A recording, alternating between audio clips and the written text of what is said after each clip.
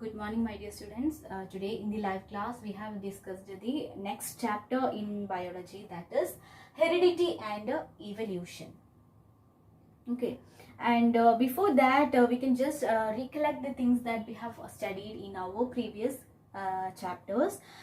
We know that there are mainly two methods of reproduction, are the sexual and asexual reproduction, and we have studied that during asexual reproduction there is no creation of variation, or only some variation will be created over a long period of time only when there is any inaccuracy in gene copying mechanism takes place. Okay, that is the only possibility when during the asexual reproduction, the occurrence of variation only at some extent. But when compared to the sexual reproduction, the variation that is created during sexual reproduction is maximum. Okay, the maximum variation will be created. So we have studied lots of examples for asexual reproduction and sexual reproduction also. Asexual reproduction in many organisms, budding, binary fissions, fragmentation, then spore formation, etc. All these are the vegetative propagation. All these are the methods of asexual reproduction, and the sexual reproduction in flowering plants, human beings, etc. So all about the variation is different in different types of reproduction. And how these variations are created, and is these variations are necessary? Of course, it is very much necessary for the survival of an organism.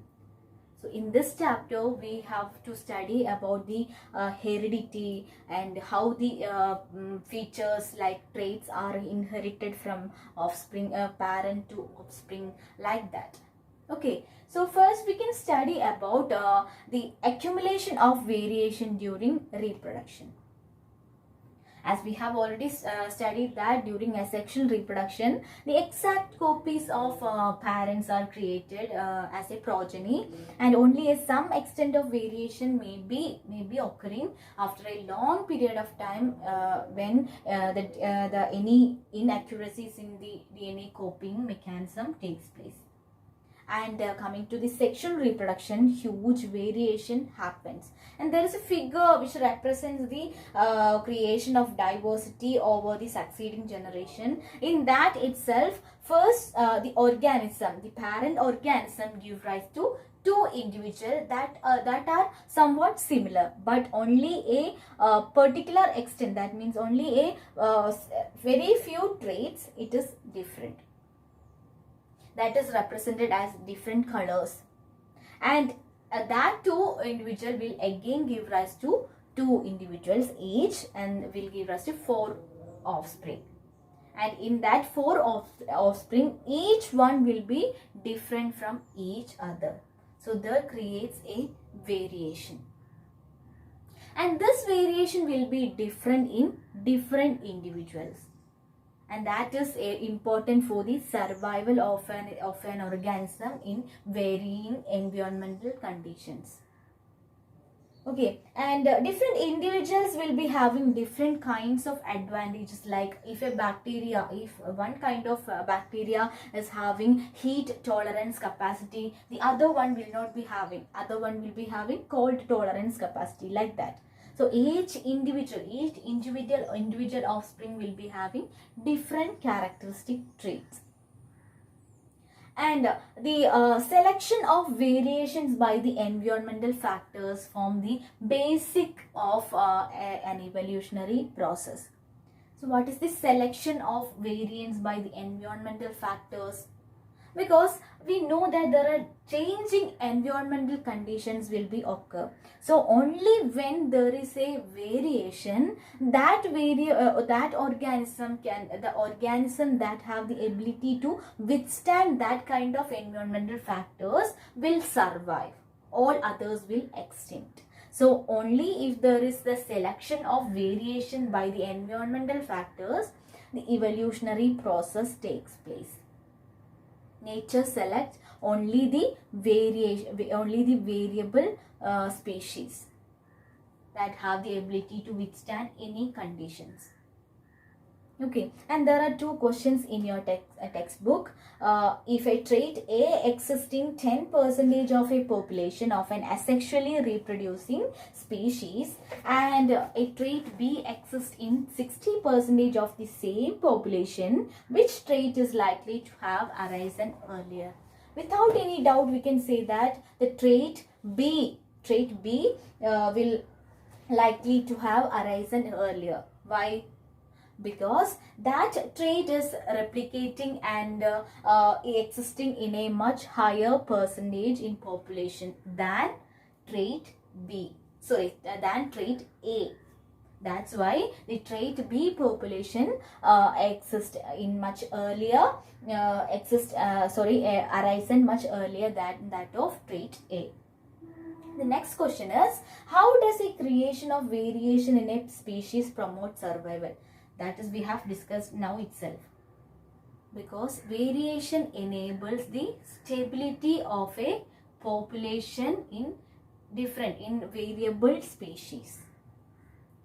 So that that will prevent them from being wiped out from during adverse conditions.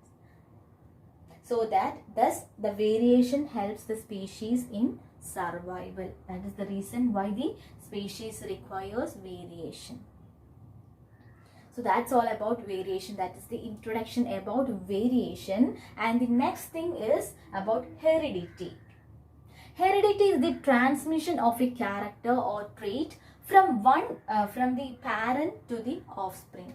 And how this heredity can be created, that is represented as inherited traits. The traits that can be inherited from the parents to the offspring. We know that the basic feature of human beings, like a child and the parent, are similar, but there will be difference in their some of the traits. And there is an activity to compare the traits of different individuals, the traits in the ear lobe, difference in the ear patterns. So there are two types of ears found in human beings, either the free earlobes or the attached earlobes, and the figures are given in your textbook.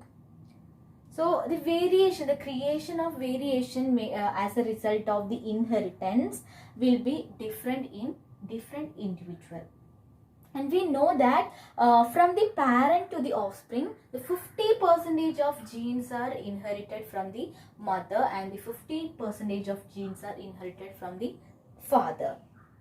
Thus, each trait will be two versions in each child. Okay, so that's about the inherited traits and how these inherited traits are observed, or how it is happened. It is identified or discovered by the scientist Gregor Johann Mendel in his experiments on garden peas.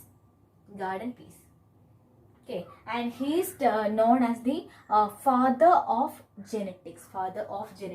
He postulated many theories and laws in genetics. And he selected the garden pea plant that have three different traits based on the seed type, based on the size of the plant, and based on the color of flower. These are the three traits that are selected by the scientist Gregor Mendel for his experiments on garden pea. First one is tall, the height of a plant. Either the plant is tall or short. For that, he selected two plants, and one is marked as tall and one is short. And he crossed these two plants, and after that crossing, he obtained the first generation. All the plants were tall. But he was expected that the mid-sized or the medium the plants that have a medium size will be created, because one plant is tall and one is short. So by comparing these two plants, he expected that the medium sized plant will be created. But in contradiction to that, the tall, all the plants he obtained was tall.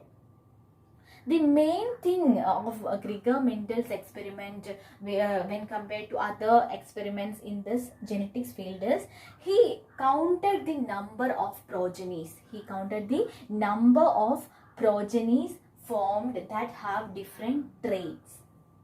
So that he found that the percentage of inheritance, he obtained the percentage of individuals by counting the number of progeny. Okay, so first what he done, he take two plants, tall plant and short plant, and he crossed these two plants. So in the F1 generation, in the first generation, he obtained all tall plants. And the next step is whether to identify whether the plant is having any of the qualities of parent plants. Any of the qualities of parent plants are transferred or not. In order to find that, he self-pollinated this F1 plant. F1 plant means tall plant. He self-pollinated this tall plant. So he obtained, it is a very surprising result for him. He obtained 1/4 of a short plant. 1/4 of the progenies are short. That means if 4 progenies are counted, 3 of them are tall and 1 is short. So he concluded that some traits from the parents are inherited. And why it is not expressed in the F1 generation? Because the trait that is suppressed, the trait in short is suppressed in F1 generation, and only the tall nature is expressed. Okay, but in the F2 generation, it is also expressed. Okay, that is the first identification or first observation done by Gregor Johann Mendel on his experiment on garden peas. These are the things that we have covered in today's live class, and the rest of the portion of this experiment we can discuss in our next class. Thank you.